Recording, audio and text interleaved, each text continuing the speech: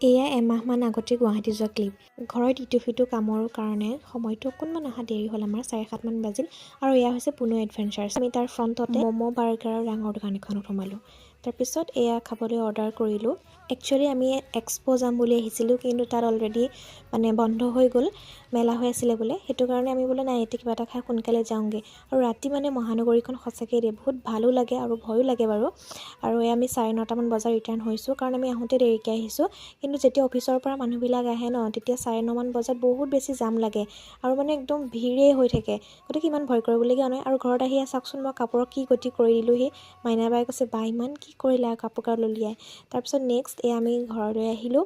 আহি আৰু পিঞ্চি আৰু মোৰ অলপমান এক্সাম ডিউটিৰ কাম আছিলে, গতিকে দুয়োজনে কৰিলোঁ। আৰু নেক্সট ডে এক্সামৰ কি ক'ম, এক্সপিৰিয়েঞ্চটোৱে কুৱেশ্যন পেপাৰ দিয়াৰ পৰা একদম আনচাৰ শ্বীট লোৱালৈকে বহুত বেছি ভাল লাগে সময়খিনি। আজিলৈ আহিছোঁ, বাই।